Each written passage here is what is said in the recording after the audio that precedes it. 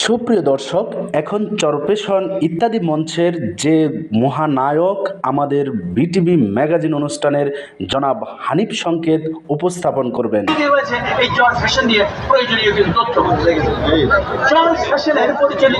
চর ফ্যাশনের পরিচিতিগুলো প্রতিবেদনের পর গোলানের কথা বলে না কেন উপস্থাপনাগুলো নিতেছে গল্পগুলো কি ভিডিওর মধ্যে দিয়ে দিবে গোলা বলেন দুর্ব্যবহারের ক্ষেত্রে মানুষ হিতৈষীর চাইতে অনেকটা মানুষ বিধ্বংসী হয়ে যাচ্ছে। তাই এবারের ইত্যাদি ভোলার চরপেশনে আসলে চরপেশনের মানুষ গর্বিত এবং ভোলা জেলার মানুষ গর্বিত, যেখানে ভোলা জেলার বিভিন্ন এভারেস্ট জয় করা লোকজনও এই ইত্যাদি অনুষ্ঠানে থাকছে।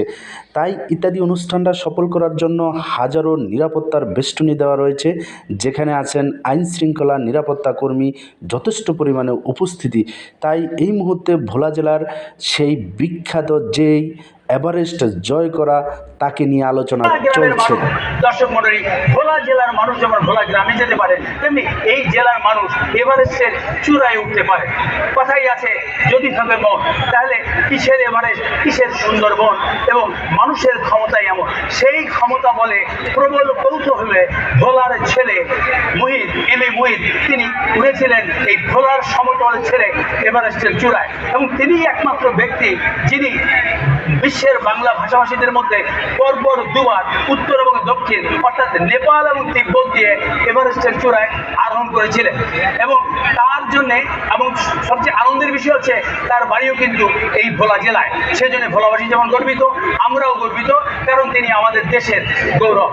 এবার আমরা মঞ্চে আমন্ত্রণ জানাচ্ছি সেই আমাদের গর্বিত সেই মুহিতকে। এভারেস্ট বিজয়ী মুহিত।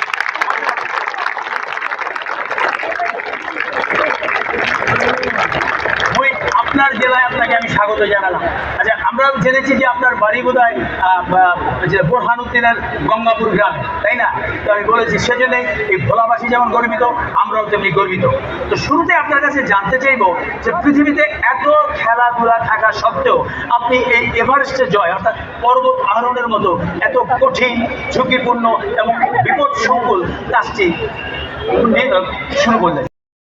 আসলেই ভোলাবাসী গর্বিত, যেহেতু এভারেস্ট জয় সেই ভোলা জেলার বোরহানুদ্দিনের মহিন আজ এই ইত্যাদি মঞ্চে উপস্থিত ছিলেন, যেখানে কানায় কানায় দর্শক ভরপুর, এবং চরপেশন উপজেলা, যেটা সত্যি কথা বলতেই প্রশাসন এত পরিমাণ নিরাপত্তার বেষ্টনী দিছে যে আসলেই এই অনুষ্ঠানটা সফল করার জন্য তাই আমরা আরও গর্বিত।